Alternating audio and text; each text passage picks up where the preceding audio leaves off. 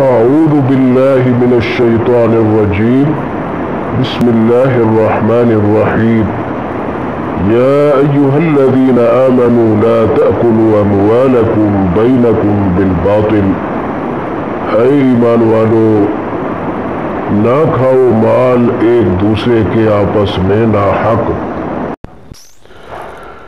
اس آیت میں جو بات سب سے پہلے بیان کی گئی ہے وہ یہ ہے کہ آپس میں ایک دوسرے کا مال ناحق طریقے سے مت کھاؤ۔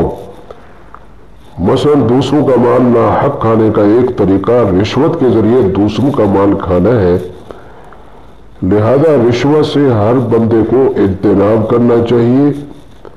یہ وہ ہے جس نے ہمارے ملک و معاشرے کو ہلاک اور برباد کر کے رکھ دیا ہے۔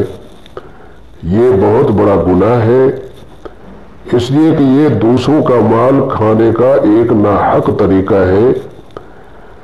رشوت کی تعریف یہ ہے کہ ہر وہ چیز رشوت ہے جو کسی جائز و ناجائز مقصد کو حاصل کرنے کے لیے یا کسی باطل غرض کے لیے یا کسی ناحق مطالبہ کے پورا کرنے کے لیے کسی عہدے دار کو دی جاتی ہے۔ رشوت نے آج کل بڑی ترقی حاصل کر لی ہے اور اس نے بڑے بڑے روپ دھار لیے ہیں۔ عام لوگ تو کلرکس وغیرہ کو یا چھوٹے ملازمین کو رشوت میں چائے پلا دیتے ہیں یا کھانا کھلا دیتے ہیں یا روپوں اور نوٹوں کی شکل میں کچھ رشوت دے دیتے ہیں، جبکہ خاص لوگ اور بڑی حیثیت کے لوگ اور زیادہ مالدار لوگ بڑے بڑے عہدے داروں کو بڑی بڑی رشوتیں دیتے ہیں۔ مثلا رشوت میں اس کو کوئی بنگلہ دے دیتے ہیں یا کار گاڑی وغیرہ دے دیتے ہیں یا کسی بیرونی ملک کا سیاحتی ٹکٹ وغیرہ دے دیتے ہیں یا ان کے لیے بڑی پرتکلف دعوتیں اور ضیافتیں کرتے ہیں۔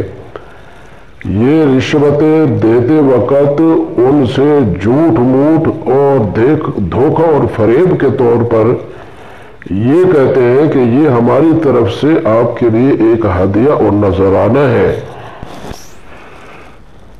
جب وہ عہدے دار اس شخص سے اس رشوت کو یا اس کے نذرانے یا گفٹ وغیرہ کو قبول کر لیتا ہے تو پھر وہ اس عہدے دار سے بڑے بڑے جائز و ناجائز کام لیتا ہے اور اپنے مقاصد حاصل کرتا ہے اور اس سے اپنے ایسے کام بھی نکلواتا ہے جو باطل اور ناجائز ہوتے ہیں۔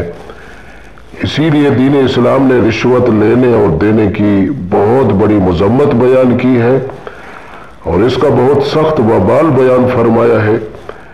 ابن ماجہ شریف کی حدیث میں ہے، جس کو حضرت عبداللہ ابن عمر رضی اللہ تعالی عنہ نے روایت کیا ہے کہ رسول اللہ صلی اللہ علیہ وسلم نے فرمایا، رشوت لینے اور دینے والے پر اللہ کی لعنت برستی ہے۔ اللہ تعالی ہم سب کو اس برے اور کبھی کام سے بچنے کی توفیق عطا فرمائے۔